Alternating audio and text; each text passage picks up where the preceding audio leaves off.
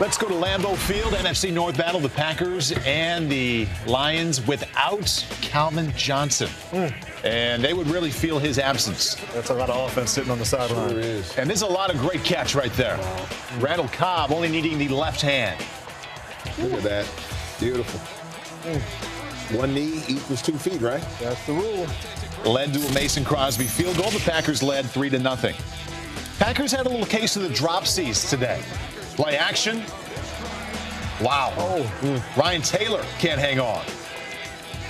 Next play, 3rd down and 9. We saw Randall Cobb with a one-handed catch earlier. I don't know if I'm going to give him a drop. Yeah, That's a tough one. Getting hit in the back, low ball. Good throw by Rodgers. You got to put it where you got to get it, but tough catch. Another field goal made it 6-0. So without Calvin Johnson, there's Stafford to Brandon Pettigrew on 3rd down and 10, leaping Packer defenders to pick up 25. See your sweet feet. That's a big man jumping like that, dude. He's a real big man jumping like that. And you really got, I really like what Detroit is doing. They know they got to go into this and fight with one hand behind their back. Problem is, they did miss this guy. He did find 8 different receivers on the day, but Chris Durham can't hang on. Yeah, Megatron's catching that one. 3rd down and 15, deep for Durham. Joseph Fourier also there. Nobody comes down with it. Megatron's going to get that one. David Akers, 53 yards out, made it 6-3 Green Bay at halftime. 3rd quarter, Packers back with the ball. Randall Cobb taking the handoff. Listen, It's alert, alert, alert. When you see 1-8 in the backfield, you know what? He's not there to protect the quarterback. I promise you that. 67-yard dash led to another Mason Crosby field goal, his 3rd of the afternoon. It's 9-3 Green Bay. Next possession, Rodgers with time to James Jones. That's just nice. No one going to catch him there. Well, but if you get a replay of Rodgers back there, he in rhythm, just bam, pats his foot, puts it there. A little hallelujah dance. Jones had 4 catches, 127 yards, and that touchdown. 4th quarter now, it's 3rd down and 3. Stafford to his right. Looking for Tony Shepler. Got to catch the ball. And Tony normally makes those big catches in those moments. 4th down and 3, going for it. Stafford to Durham. Also incomplete. And that part, Durham, on that Lambeau field is a unique field. If you've never played on it, it's like, I want to call it weeds. It's so thick. Well, you better have your inch spikes in. That way Chris Durham can keep his feet. He falls down and, pass incomplete. Rodgers to Jones. Rodgers 20 out of 34, 274, and it wasn't pretty.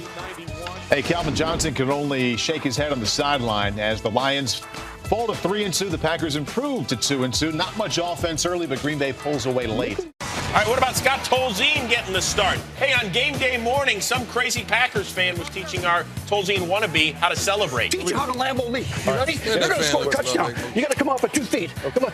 And jump. Lambeau leap. Jump. Lambeau leap. That's it, Scott. You're going to Lambeau leap. And I love you, man. Give me a man hug. Okay, so Tolzien would actually get to try this out for real. Watch nice. this. This is nice, right? Yeah. You know what? We were all watching the game together. Place erupted like it was a Super Bowl, right? Everybody go, ah! Usually you wait to get a little closer to the guy before you spin. Yes, sir. But it worked. It worked from distance here. He wanted them already shook when he got there. I'm not here to say any names, but that's How did you LaTroy go Guion. for it? I've never used to spin move that far away from anyone. The Troy phone blew up after you got shook like that. Hey, big day for Adrian Peterson. A season-high 32 carries, a season-high 146 yards, and that touchdown. Yeah. And the Vikings were actually up by 16 in the 4th. So Tolzien, 7 of 17 on the day, benched in favor of... I'm the same, man, Tolzien. Matt Flynn? Matt Flynn, yeah. Man. Well, he hands to Eddie Lacy, who had 110 yards and that touchdown on the day. So you got to go for 2 because you're down 10. You want to get within 8, right? Yeah, let's go for 2. That Lacy's a good pickup. He's a hard runner. Flynn looking for Andrew Corliss, and that is no good. So the Packers down 10. Next Green Bay possession, it's Flynn to Jarrett Boykin. Touchdown. All right. He stepped up big time for them. I mean, he has been a savior. Yes, I thought you said Flynn. So the Packers down just 3. Now next Green Bay possession, it's 4th and 6. We got the Vikings jumping, free play. Flynn to James Jones. Very smart play. It was all side free play, and he just threw it up for grabs. Led to a Mason Crosby field goal. We're going to overtime, just like in Foxborough. Extra session, Green Bay got the ball first. Now remember, you want to score a touchdown. That way the game's over. If you kick a field goal, game is extended. He got down. Flynn to Jarrett Boykin for 34 yards. Nice. Tell him to play. Flynn 21 to 36 for 218. That's Jordy Nelson's old play. Now on 3rd and goal, you want that touchdown to end it, and it's incomplete. Oh, he Jordy. had that inside slant. Man, he had that inside slant. He shouldn't. Got to settle for a field goal. But here come the Vikings. Christian Ponder looking for Cordero Patterson, number 84. And if I remember correctly, a guy wearing 84 for that team mooned a bunch of people right around there. Yeah, he did a whole lot of things today. But he ends up on his bum, so the Vikings got to settle for a field goal. And we're tied at 26 after a couple of terrible possessions by each team. One last play, and here comes Cordero Patterson, and he's going to go all the way to the 46-yard line, and the Packers have to settle for their first tie since 1987 against John Elway and the Broncos.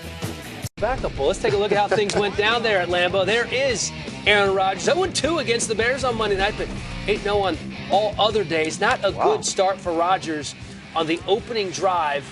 Rodgers here goes down hard on that shoulder. Shane McClellan kind of wraps him up, and you can see Rodgers wincing there.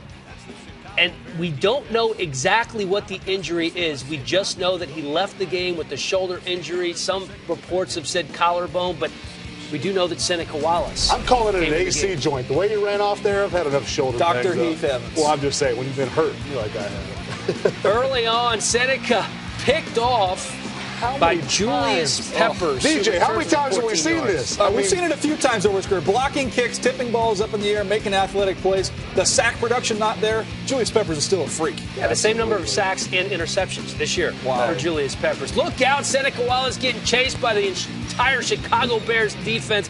He probably should have thrown it there, but I think he was still showing his elusivity. He also saw Julius Peppers coming from behind, so he's like, just let me get out of bounds. Well, this, in my opinion, was the throw of the game for Josh McCown to the guy who made him look good here, Brandon Marshall. Pretty good throw and pretty good catch. No, he stepped up in the pocket to avoid the sack, first of all, to get the ball out there. Then Brandon Marshall, to go up the concentration to finish that. Big-time play for the Bears. The Bears go up 7-3. Here's Adam Podlesh punting here, but he's blocked by Jamari Lattimore, recovered by Chris Banjo. Listen, you practice the special team punt protection every single day of the week. No excuse for that. This is a man here now.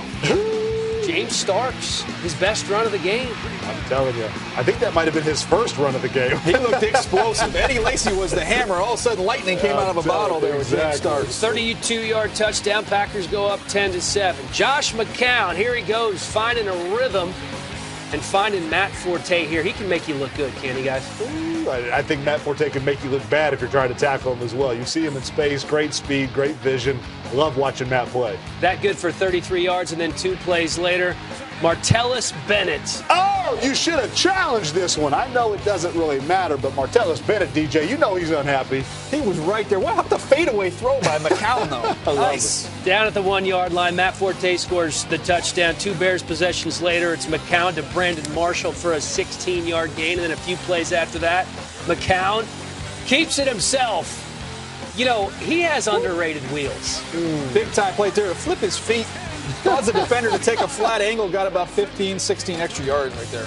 Well, that sets up a Robbie Gould field goal and makes it a 17-10 game. In the third, Packers give it to Eddie Lacy, and the Rook can run. Oh, the big Rook could run. That is a big back with wheels on. I can see that stiff arm there at the end to get in the end zone. But you know. Young safeties out there, by the way, not the angle you want to take that Chris Conley just took.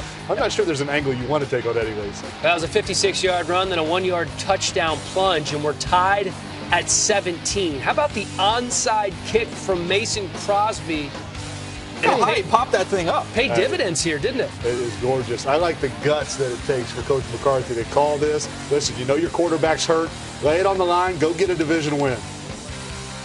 All right. Well, they're liking it here. Seneca Wallace to James Jones. Nearly picked off. Instead, they get a 17-yard gain. Take another look at how close this was and how lucky Seneca Wallace got. How does it get through Anderson's hand, DJ? I have no clue.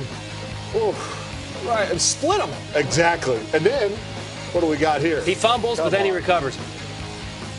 Seneca saying, thank goodness. Aaron Rodgers comes back to the field, gives the thumbs up to the crowd. As you can see, not wearing a sling or a brace of any sort as far as we can tell. What a catch here. Alshon Jeffrey just goes up and gets it. The thing about this catch that's so impressive, he catches it at its highest point, and he doesn't try and tuck it into his body. Therefore, he can control it. If he tries to pull that ball down, House probably gets a hand on it, knocks it out. What a play. It's like a big man in basketball. You get the rebound, you just hold it up high, right, DJ? As a big man, Dan, you know that well. Well, as you know, a solid 6 feet. Fourth quarter, Matt Forte that's goes 5'11". left. You and Drew Brees.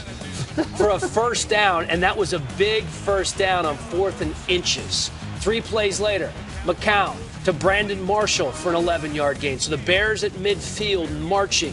3 plays after that, Forte for another big chunk, 15 yards, and he keeps the clock running here. Staying in bounds, very instinctive move there by Forte. The veteran, he's a veteran. Absolutely smart player. And they just give it to Forte again. They just keep feeding him. He picks up 8 and the first down for the Bears. And that's what they're trying to do. They're trying to chew up the clock, run out as much time as they can. Michael Bush this time up the middle for 6 yards. The Packers take their final timeout. Now, this drive would lead to a 27-yard Robbie Gould field goal, giving the Bears a 27-20 lead. Seneca Wallace scrambling, sacked by Corey Wooten for a 17-yard loss, and that's basically what's that? The robot. Is that the robot? What's that dance called? I forget what that's called. Yeah, I don't know. So 27-20 is the final.